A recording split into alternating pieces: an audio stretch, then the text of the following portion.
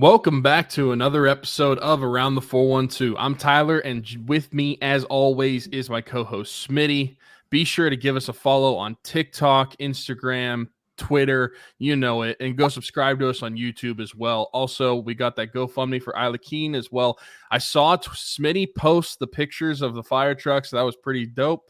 But just wanted to give a shout out to that GoFundMe as well, the Isla Keen Future Fund. Sadly, Dalton Keene passed away back in October and left behind his 2-year-old daughter, Isla. But we've been pushing that GoFundMe. It's over $30,000, and we're going to continue to push it indefinitely just to get as many eyeballs on it to relieve that financial burden as much as we can. Also, before we get into the show, I just want to give a quick shout out. And I can't believe that this is a reality in this sentence, but I want to give a shout out to minority owner LeBron James of the Pittsburgh Penguins for becoming the all-time leading scorer in I the was going to NBA bring it up already if you last didn't. night. So Yeah. I just think that the fact that I can say minority owner LeBron James of the Pittsburgh Penguins, that's a real statement. He became the all-time leading scorer in the NBA, so congrats to LeBron. I want him to fire Hextall next. That should be his next goal. Not just becoming the all-time leading scorer. Now he's accomplished what he needs to in the NBA. He needs to move to the NHL world and get rid of Hextall. Get more hands-on with Fenway Sports Group, LeBron. I was going to bring it up if you didn't, but yeah, it was hilarious. Like BR Open Ice tweeted out the picture of him wearing a Pens jersey about it. So yeah, shout out to him. You mentioned Isla, and Kaylee and Isla's mother, went on Sunday with her to the fire truck stuff, and it ties into the Rock Around the 412, which we're about to do the prizes and stuff anyway.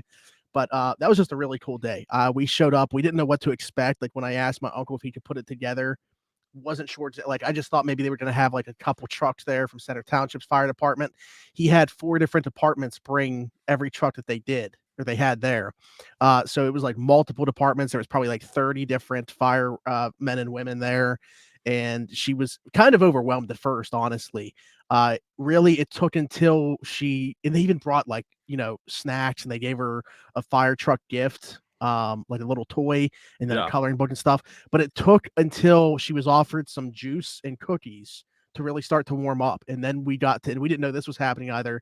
We got to ride in a fire truck and go like on our own little mini parade type thing. Oh, that's with, awesome. The sirens and stuff go in, and which I also didn't realize those were handled by a like foot pedal, the horns and stuff. So I was the one controlling those. Yeah. That's pretty cool. I had a big job on Sunday. I was the one controlling those. So, but Isla loved it. She couldn't stop talking about it. Kaylee told me afterwards. So as overwhelmed as she was at first, she had an awesome day that she's going to remember forever. And there's obviously the pictures and videos that will last forever. So huge shout out to my Uncle Bill and all the fire departments. I know Center and Aliquippa were 2 of them.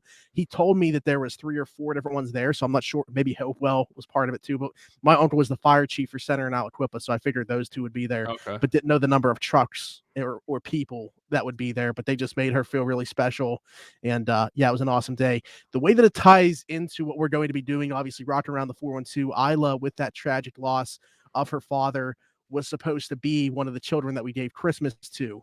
Her mom, being the type of person that she is, wanted to forego that because from a financial standpoint, like they were fine. So she wanted to pay it forward. She adopted 3 kids. We adopted 12 from the Salvation Army's Angel Tree for Christmas and got them every single thing that was on their Christmas lists. So that was obviously awesome to be able to do that.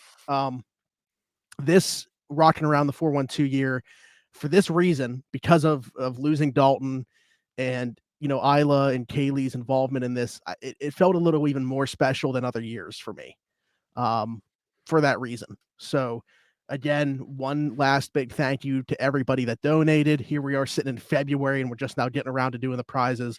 I wish I could place some blame on Tyler or somebody else for this, but it's literally just all on me. Like I've had the stuff sitting down here and just, I haven't gotten around to doing it. So it's completely on me why we are sitting here right now at the beginning of this show about to pull names for winners. But I have every single name of all the donators in my cowboy hat, which looks like an Undertaker hat, according to Tyler from this angle.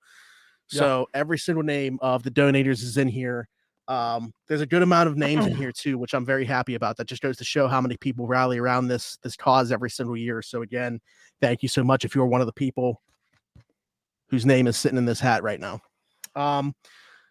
So we're gonna give away some prizes. Not that I want to downplay some of them and hype some of them up, but we'll go through in an order that I think makes sense in terms of like the best prizes here. I got 7 different items right here, and of course Tyler doing the Penguins tickets. In the past, we had like specifically said, hey, this is the game you got tickets to. Whoever wins the Penguin game this year, we're not going to say a specific game. You and Tyler can link up after this. He'll message you, and he'll give you some options for games and stuff, and you guys can talk about it that way. So we're going to start with once again, big shout out to Timmy Flanders for the football, signed by obviously special teams ace of the Steelers, great return man Gunnar Olszewski. Fantastic year this year for the Steelers, as we all expected. As an all-pro coming over from New England. So we'll go through some names here, and I'm just going to pick one out. I got to try to hype this up. You know what I mean? I understand. Hey, it is signed by a professional athlete, so it could be worse. It could be a football signed by you and me. I don't know. Honestly, that might be better. Let us know. We'll give you the option if you'd rather have Tyler and I sign a football. Tyler is correct, though. Gunnar Olszewski, for the time being, is a pro in the NFL. All right.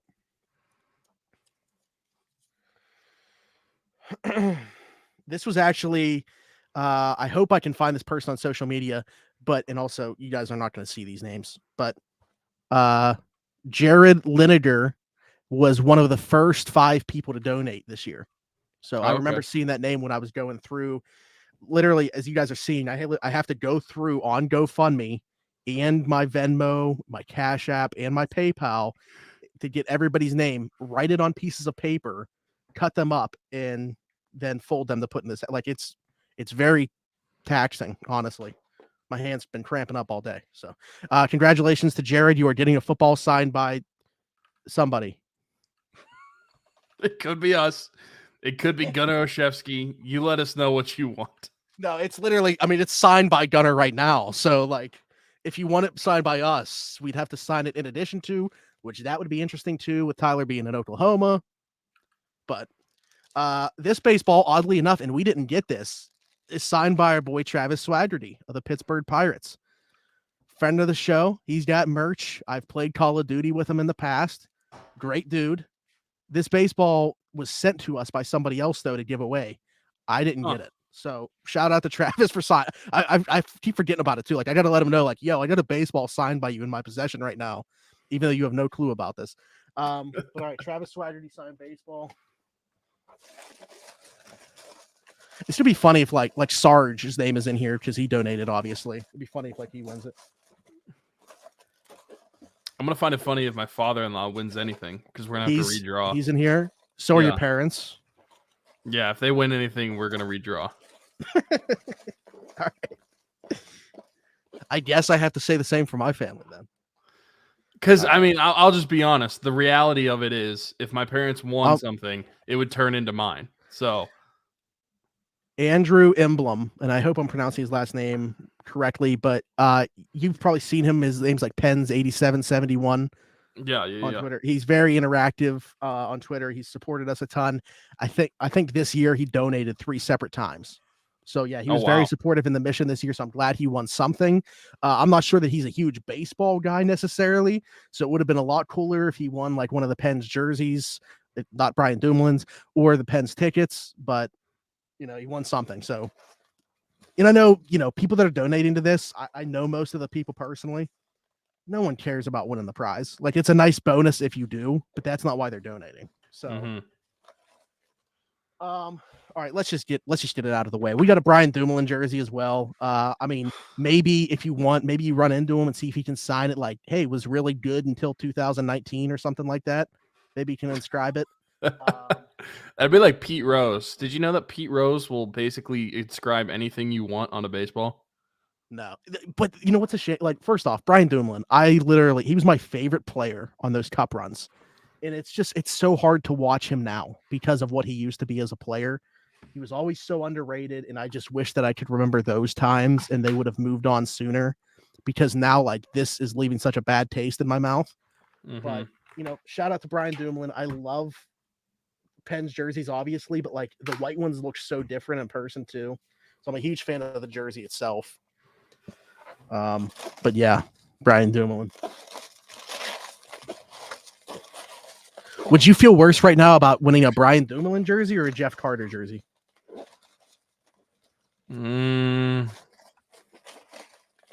Jeff Carter. No. Brian Dumoulin.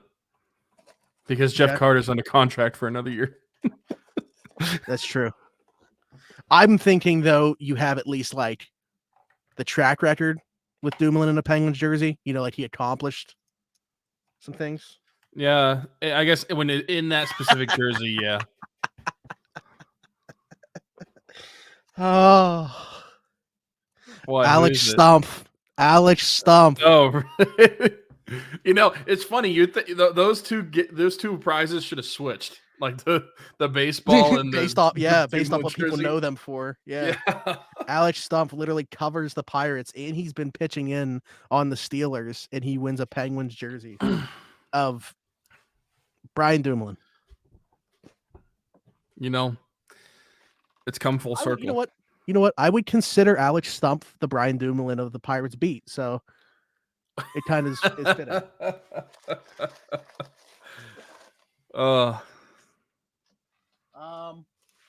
You leave, then throw shade. Shaking my head. We just did a Penguins jersey, so we'll do the Cam Hayward jersey before we do the Jake Gensel. Cam Hayward, white jersey, obviously a fan favorite for every Steelers fan. The ultimate Steeler, the captain.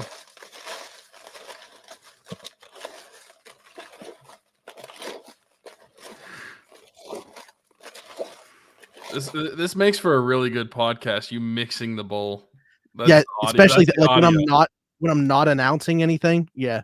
Yeah, if you're not watching the YouTube version, you're getting great audio right now. Doug Moss, that's Dougie Fresh. Oh, okay. Congratulations. So there's somebody that I know should get use out of this. Steelers fan, I believe he's like my size, so that's good. By the way, like every jersey that I ever get is going to probably be L or XL, just because like I feel like those are the two most common. So if you don't fit in one of those, sorry. Hopefully somebody in the family does. Yeah.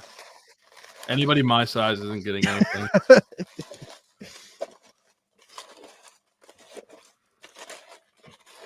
But then that would be motivation to use this Peloton back here. There you go. That's not a prize, by the way. That's not a prize.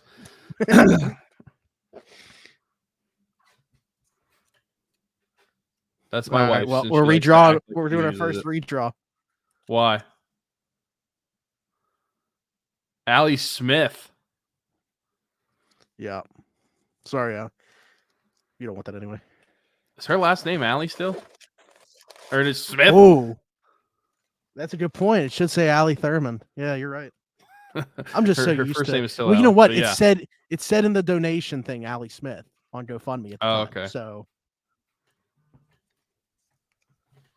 that's Smitty's sister, by the way, for anybody wondering. Yeah.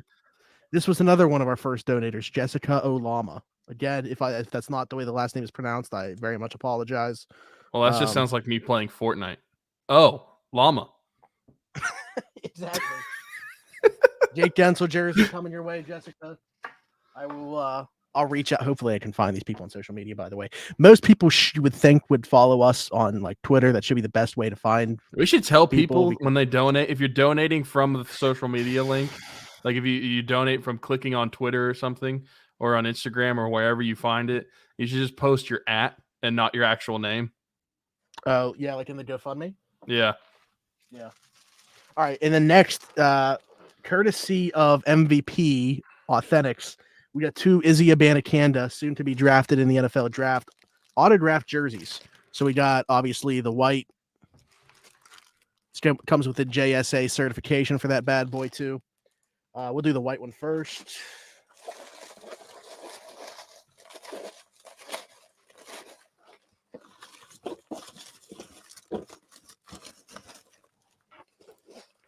I just picked up like 5. All right. Grant Nelson. Okay. Congratulations, Grant. Hopefully I can reach out to you. Wait, hold on. That might be someone that I know, but I don't know if that's someone I know. I mean, it's not like I wouldn't say it's an uncommon name, so it's possible like to be a completely different Grant Nelson. But so there's the Nelson family they're from my church growing up, and Grant is one of their sons. He's older than us. He graduated high school in like 2002 or 3, but that's the only Grant Nelson I know. I don't know one on social media. Okay. So yeah. Well, I might have to reach out to them. I don't want to say for sure that's who it is, but that's the only person I could think of. He also played football at BYU. Joe Frick. What the frick, dude? Joe, man. I feel like Joe won something that was because he won like an auction for it, so he actually had to bid. So it's not the same type of thing. Like it wasn't just pure luck. But Joe, I didn't even show this one, I don't think, but you're getting the blue version of that same thing. Again, Izzy Abanikanda, autographed, league bound. He'll hear his name called at some point in April's draft. What do you think? Like round 5. Off topic. Where do you round 5? Yeah.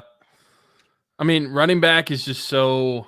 First off, like running back is the position that has the least amount of value.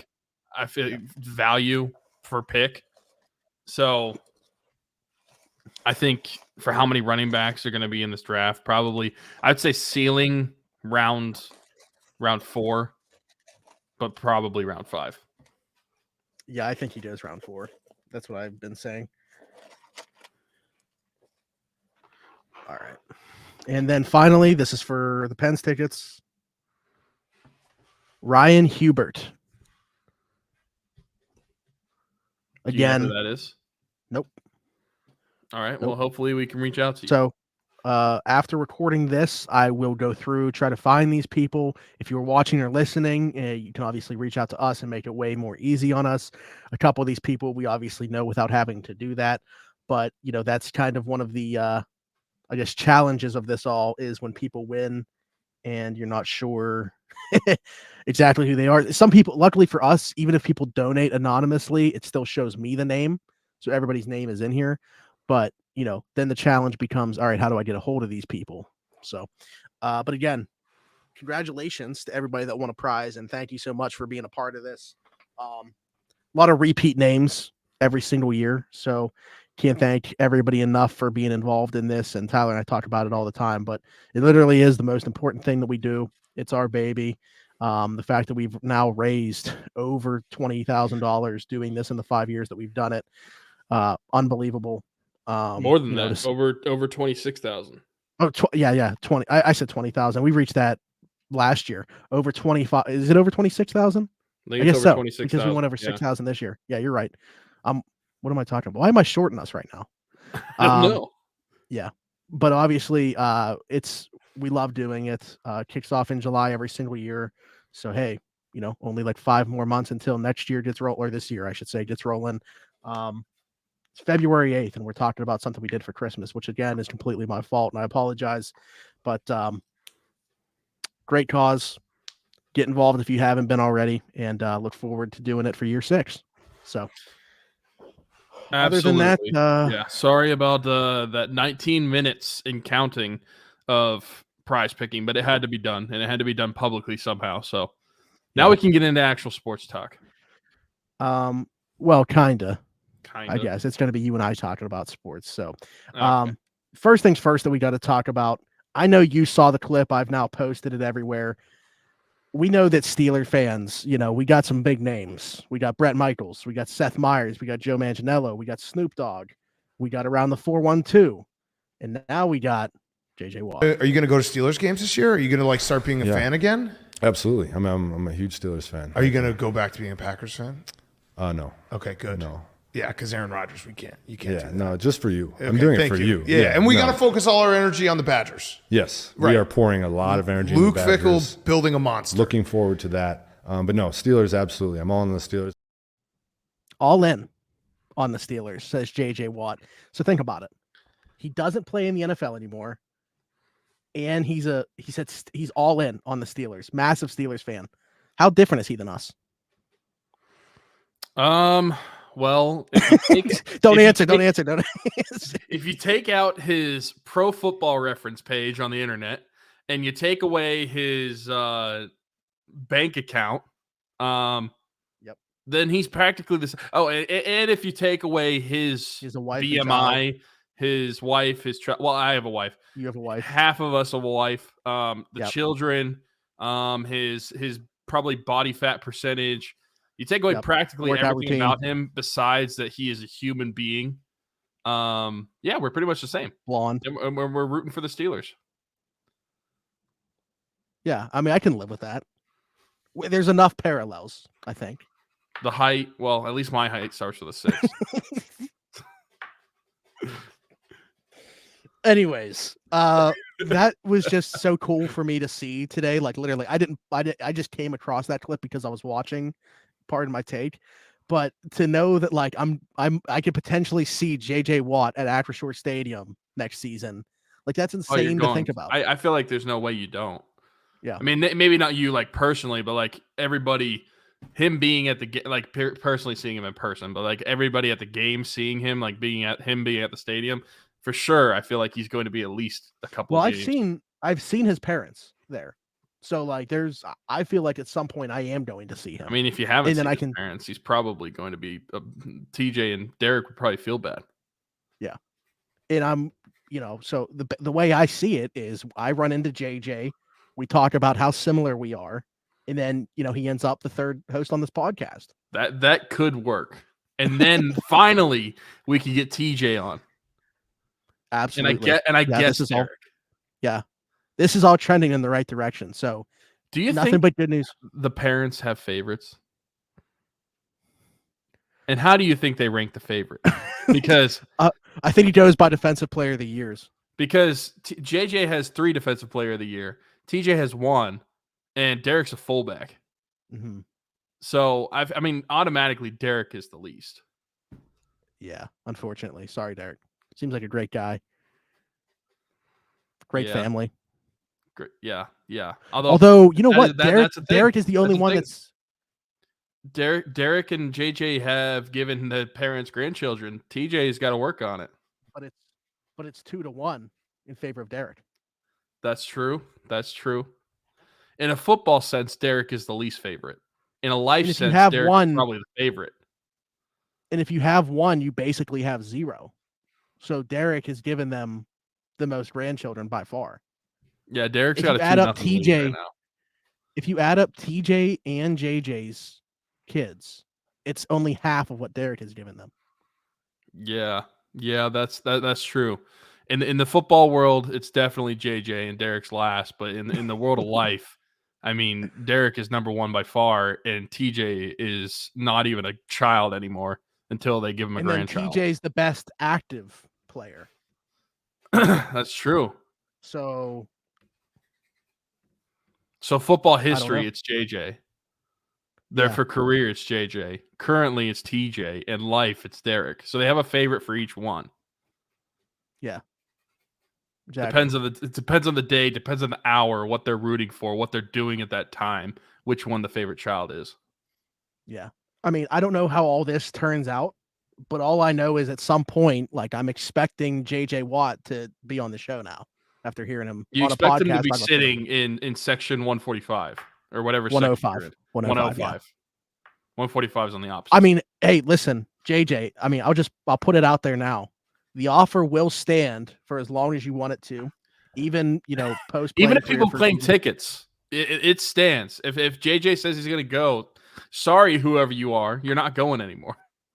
You may have. I mean, I don't know if people know this. I haven't brought it up ever, but I'm a Steelers season ticket holder. Section 105. Yeah, I don't think anybody's known that. I don't think you've ever mentioned it once on the show. Seats 5 and 6. So hey, I don't think you haven't posted a picture on social media ever. Mm-hmm. It's never been in my bio. As a way to try to Yeah, I think it's very hidden from the world. You should really share that more.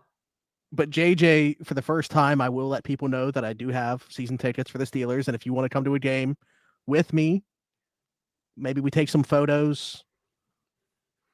Maybe he can give you just a have a good piggyback time. ride so you can actually see from his level. I want to know what it's like to be that tall. So this honestly was actually a ploy to make that happen.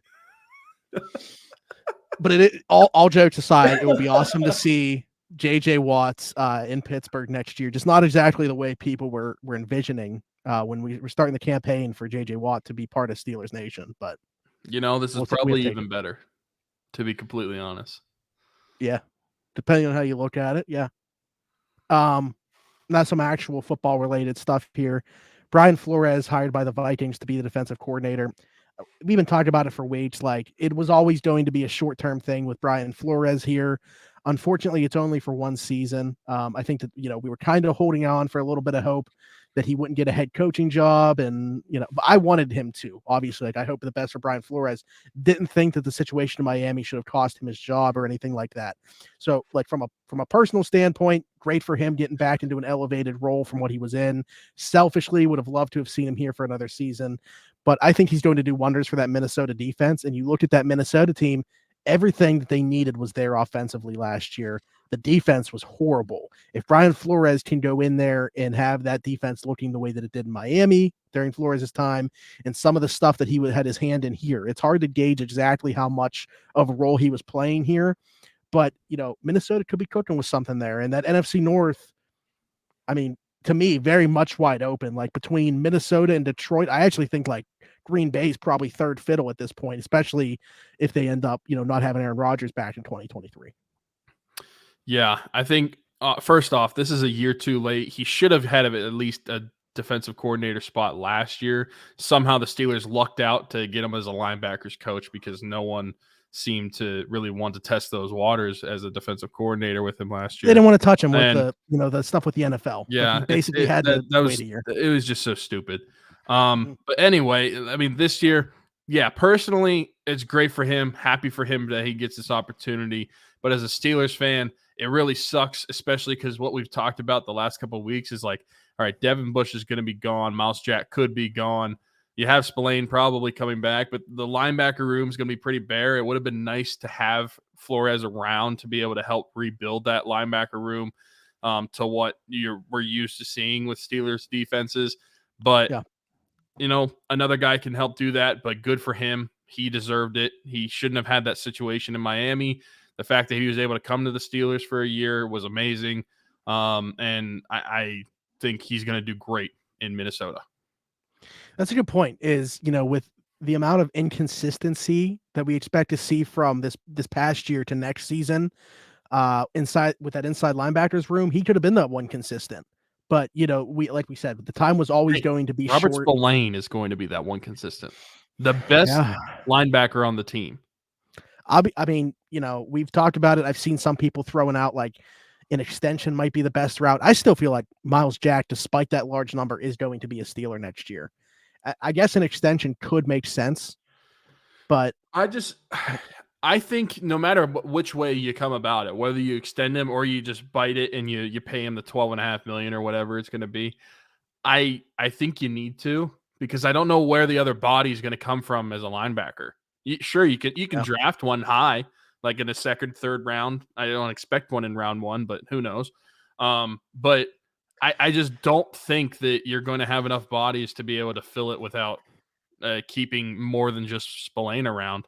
And so I think Miles Jack is going to be back too, even if they have to eat that $12.5 million.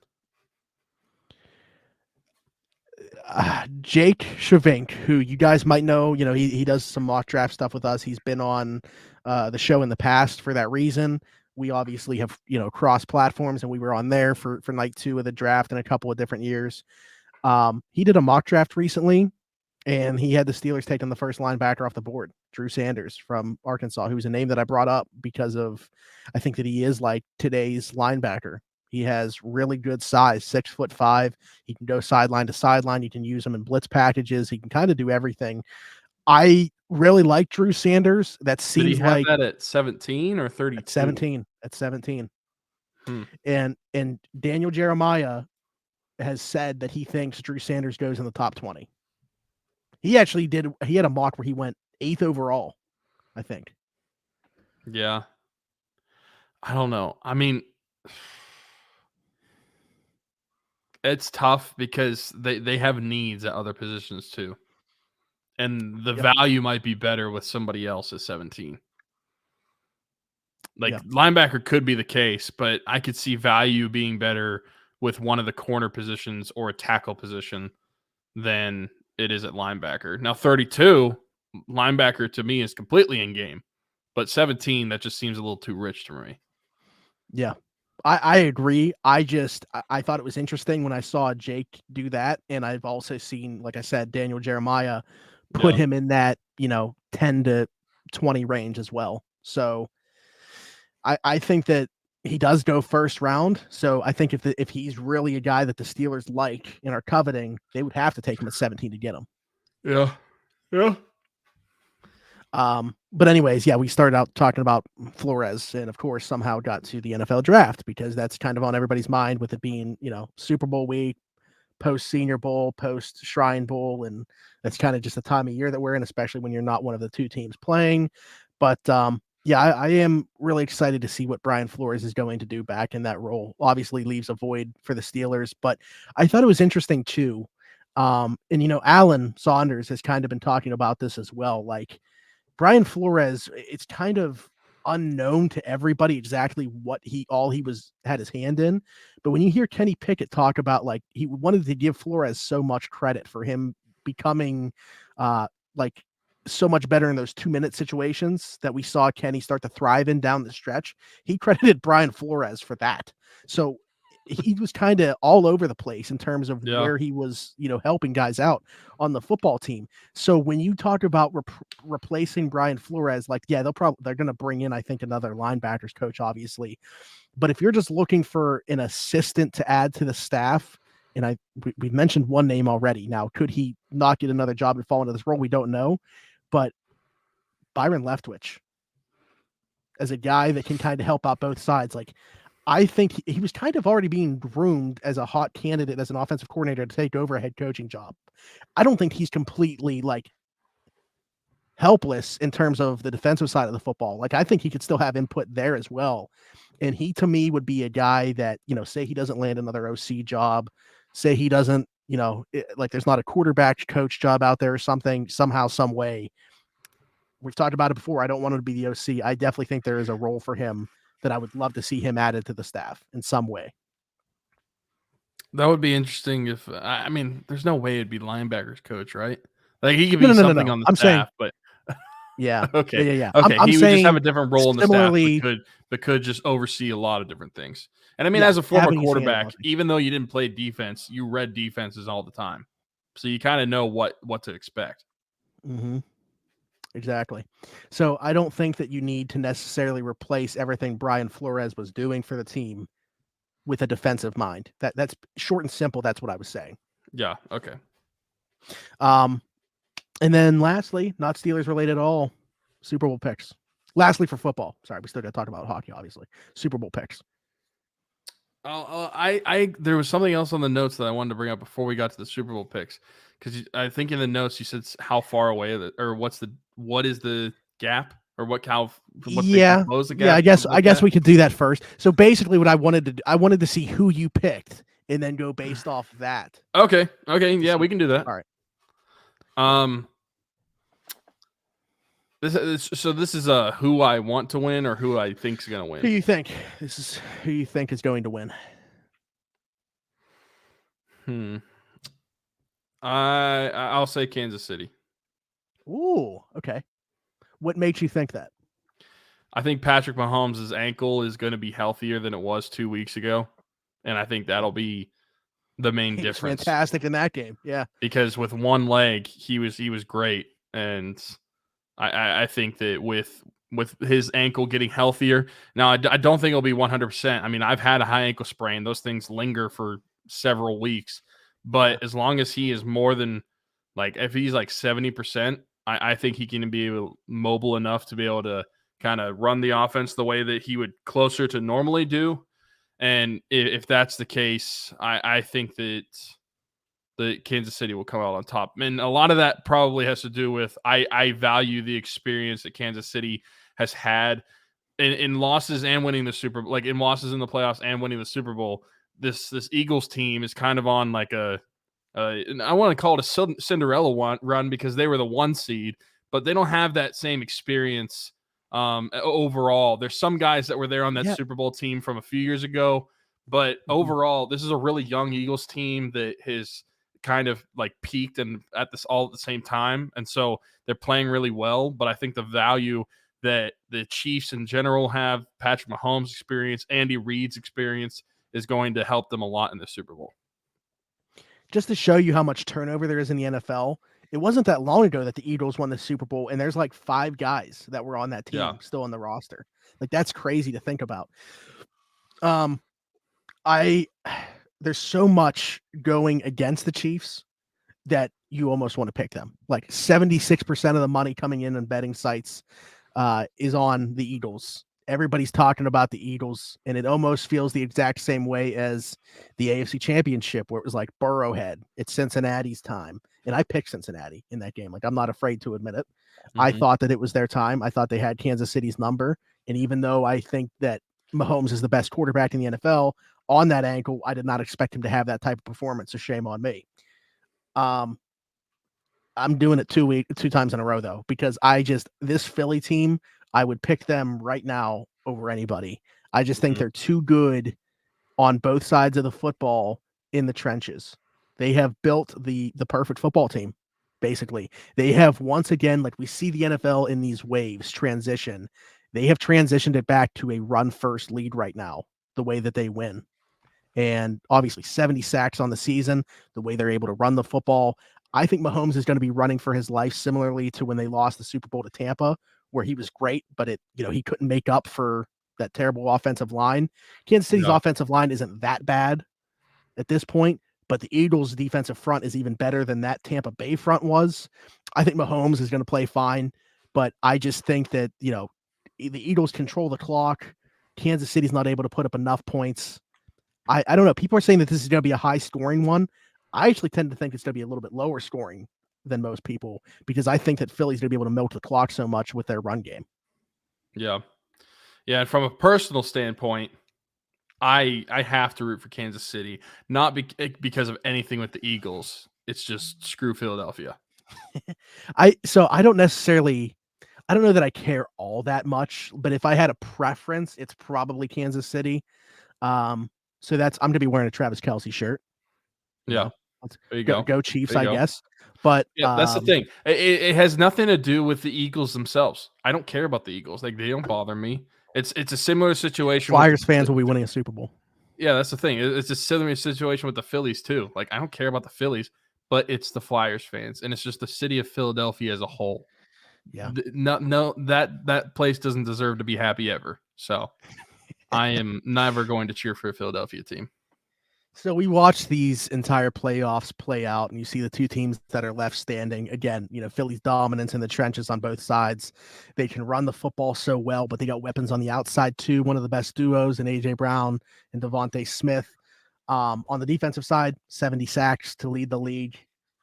Then you look at Kansas City, obviously that passing attack. Mahomes and Kelce are as good of a duo in the NFL. Really good defensive front too. Chris Jones should definitely be in the conversation for Defensive Player of the Year. Steve Spagnuolo somehow, despite whatever talent they have on the defensive side of the football, always find a way to get at least enough. They didn't invest a ton in their offensive weapons because of having Patrick Mahomes. They just kind of went out and got some like budget free agents, Marquez Valdes-Scantling, Juju Smith-Schuster, and it obviously has worked for them to get to this point.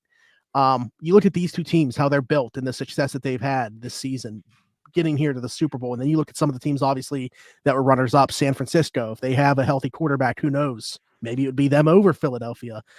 You look at the Bengals within the Steelers division. How far away do you feel the Pittsburgh Steelers are when you look at these top contending teams around the NFL? I think the Steelers are a tackle, a linebacker, a corner, and about 10 points away.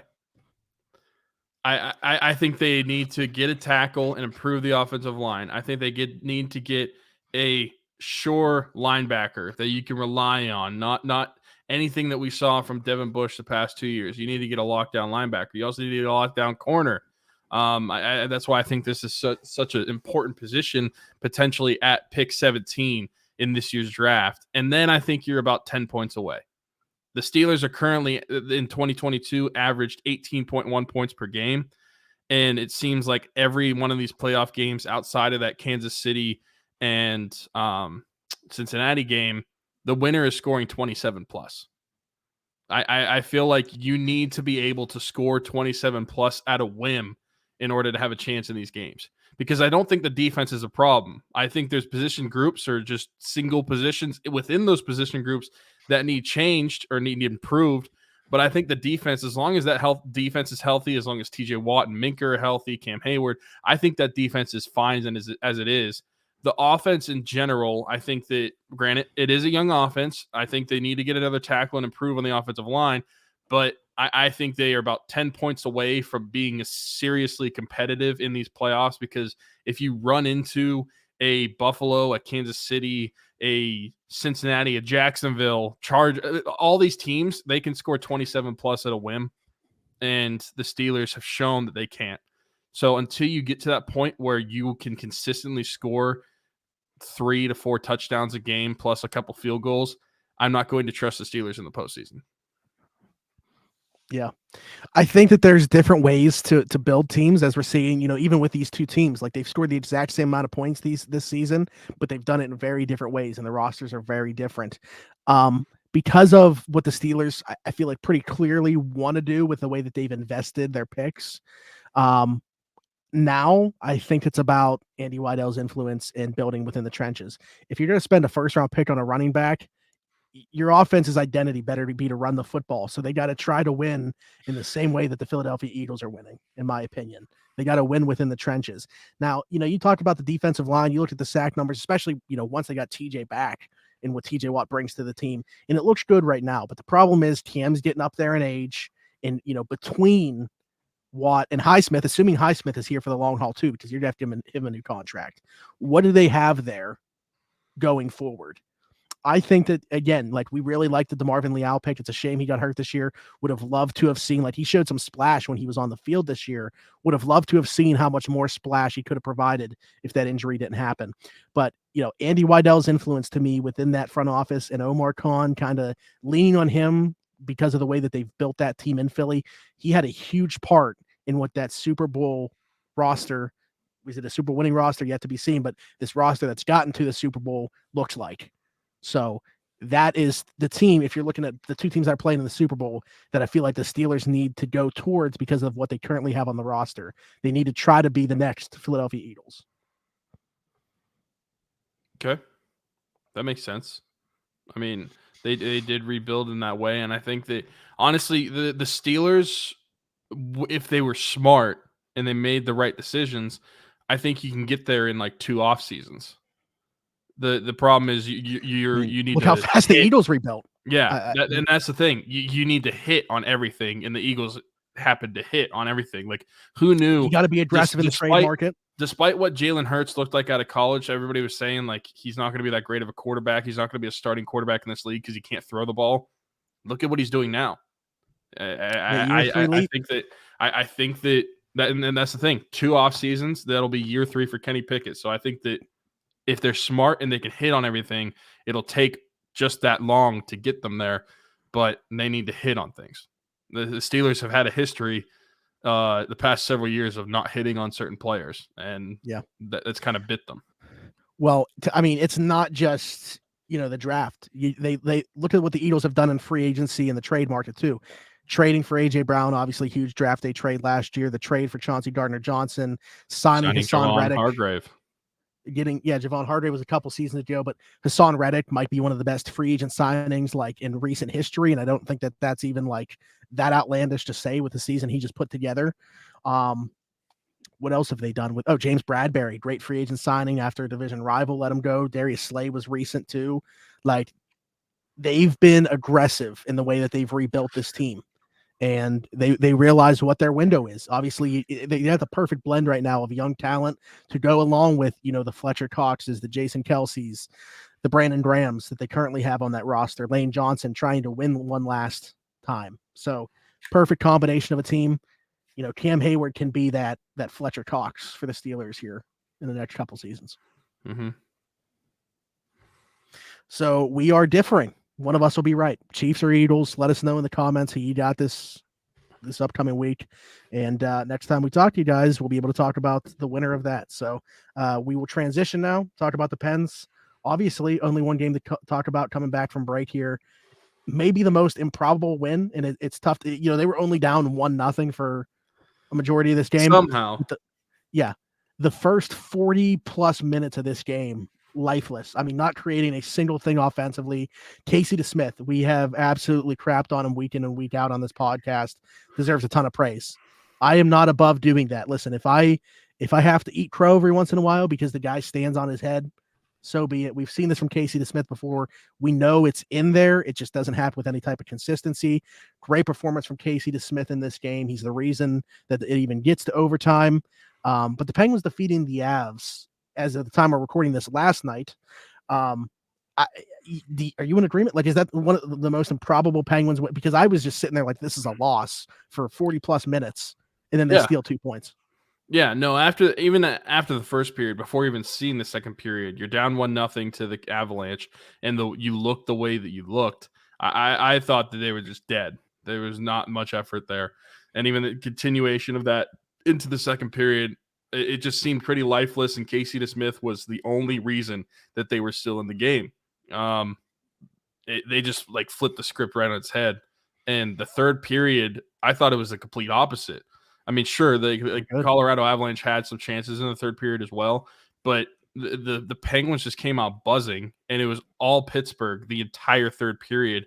And they kept knocking on the door throughout the entire period. But then finally, Brian Rust, Malkin shot it, but it hit off Brian Rust.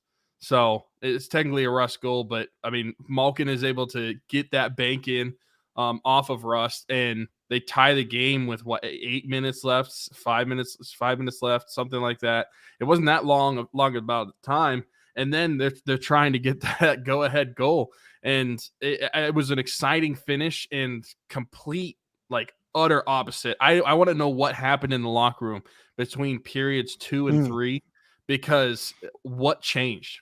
I genuinely don't know what decision-making was had, what Sullivan said, because it looked like a night and day different team. And that continued even into overtime. Once it was called a power play for Colorado, I thought, okay, game over. We lost the game. They're able to kill that, and then they get their own, and they are able to score. And it wasn't even called. I don't even think it was a delayed penalty, but then they scored and the game was over anyway. Mm-hmm. So I think that it was a great win, and it was, like you said, improbable. There's no way I thought that the Penguins were winning after 40 minutes of hockey, but the way they came out in the third period, it's like, why can't you do that every period? That's the frustrating part. Yeah. It's like, we can see you have it in you. Why don't you do it all the time? Like, what does it take to get that out of you consistently, game in and game out? Because we've seen that from periods like on and off throughout this entire season. We haven't really seen that much of a complete package for any game this season, honestly. And so I wonder what the difference was between 2 and 3, periods 2 and 3. What made that difference, and why was all of a sudden the forecheck so strong?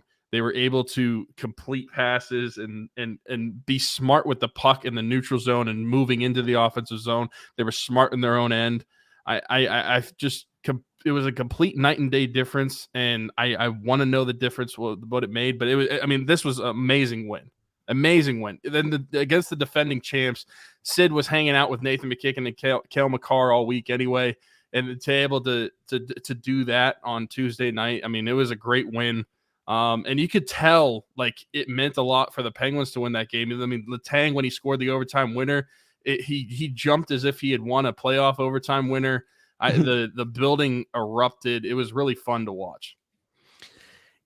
I guess for me, it's nice to see that they can still play that way, because you start to question that, when they've gone on this long stretch pre-break where they weren't playing the system well. And then again, the first 40 plus minutes of this game weren't playing the system well. It's nice to see that it's still within this team to be able to play that type of hockey and let the defense create the offense for you. And I actually thought Frank Hughes for Colorado was very good last night when called upon. So I thought, without the way that he played in the third period, the Penguins could have put up more than that, and maybe it doesn't even get to overtime. But yeah, both goaltenders were very good, in my opinion, last night. One obviously called upon a lot more in those first two periods, but yeah, again, it's just nice to see that is still within their capabilities to play that way. Do you think? I mean, we talk about it all the time, though. You need to see it consistently. We've said, improbable. This was an improbable win. But will this be one that carries over? Do you think this is a defining win? Can they string together a few games like this now, playing the same way that they did in that third period in overtime?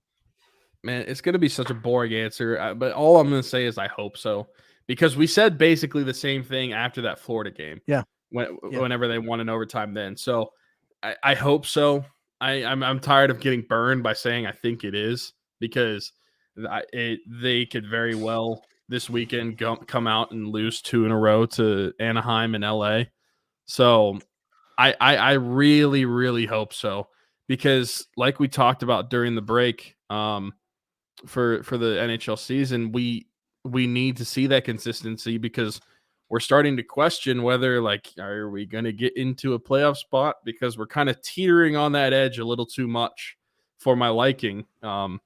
Because you're kind of just dropping points. And well, you need those points in order to win or get into the playoffs. And if you lose the season by 1 point to somebody else, there are so many games this season that could have made that up. And I don't want to be in that position. I don't want the Penguins to be in that position.